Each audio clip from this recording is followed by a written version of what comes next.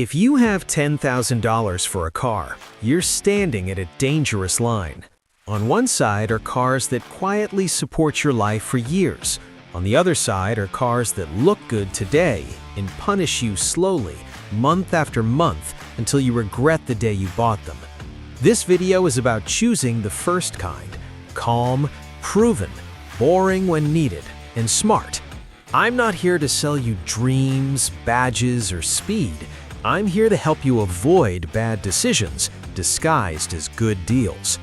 Every car in this list survives real life: traffic, aging parts, imperfect maintenance, and ownership beyond the honeymoon phase. Let's start. Toyota Camry 2007 to 2012 4-cylinder. The Toyota Camry exists for one purpose: to remove stress from your life. This generation uses a naturally aspirated 4-cylinder designed before manufacturers became obsessed with complexity. No turbochargers, no experimental gearboxes, just proven mechanical engineering that tolerates age. In daily use, the Camry feels calm. The suspension absorbs bad roads well, the steering is predictable, and the cabin stays quiet, even at highway speeds. This is the kind of car you forget about, and that's a compliment. Ownership reality matters here. Parts are cheap, mechanics know this car, and repairs are rarely surprising. Even when something fails, it's usually affordable and straightforward. You must still inspect oil usage and basic service history. A Camry survives neglect better than most, but it shouldn't be abused. Who should avoid it? Drivers chasing excitement or modern tech features. Who should buy it? People who want a car that asks for nothing extra. Honda Accord 2008 to 2012 4-cylinder. If the Camry is calm, the Accord is composed but alert.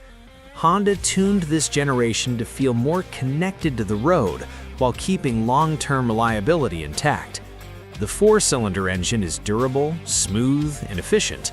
Acceleration is modest but confident, and highway driving feels stable and controlled. Steering feedback is better than most mid-size sedans of its time, which matters more than people admit during daily driving. Inside, the Accord balances comfort and function. Controls are intuitive, visibility is excellent, and build quality holds up surprisingly well with age. Transmission health is key here. Fluid changes matter. Avoid neglected examples in older V6 automatics if your goal is low stress. Who should avoid it? Buyers who don't maintain cars at all. Who should buy it?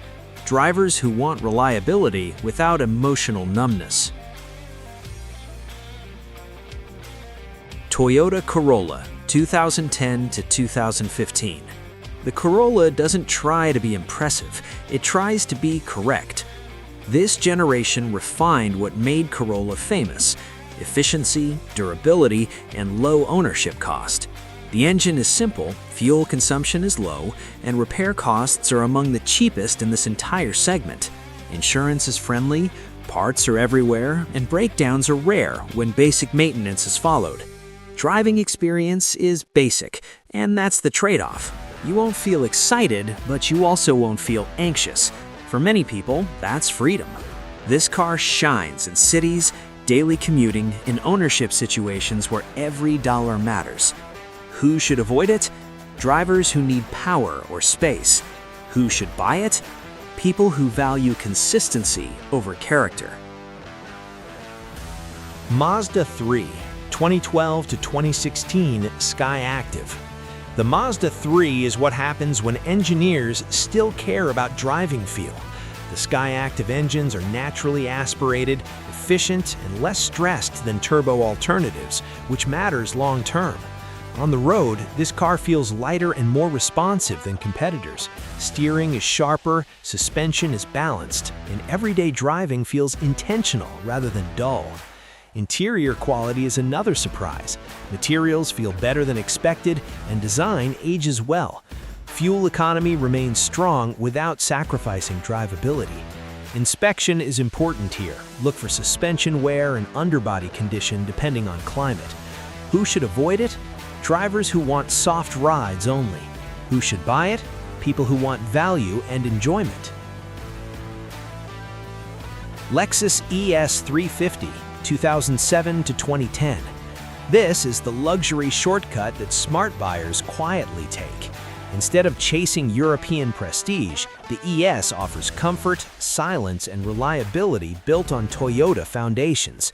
The V6 engine delivers smooth, effortless power. Highway cruising feels relaxed, and cabin insulation makes long trips genuinely pleasant. Seats are comfortable, and everything feels designed to last rather than impress. Fuel consumption is higher, and suspension components should be checked carefully, but mechanical reliability remains strong even as mileage increases. This car proves that luxury doesn't have to mean fragile. Who should avoid it? Drivers who want sporty handling. Who should buy it? People who want peace, not performance. Ford Fusion, 2013 through 2016, 2.5-liter naturally aspirated. The Fusion is misunderstood because of its turbo variants. When equipped with a naturally aspirated 2.5-liter, it becomes a dependable, comfortable mid-size sedan with modern looks and manageable ownership costs. Ride comfort is good, interior space is generous, and safety features feel up to date. Parts availability is strong, and maintenance costs stay reasonable. The key is selection. Avoid abused fleet cars and unnecessary complexity. Who should avoid it? Buyers chasing performance. Who should buy it? Budget-conscious drivers wanting modern design without modern problems. $10,000 can buy regret or relief. These cars aren't exciting choices, but they are intelligent ones. They survive real life, real roads, and real ownership. If you want peace, buy boring. If you want confidence, buy proven. That's how adults buy cars.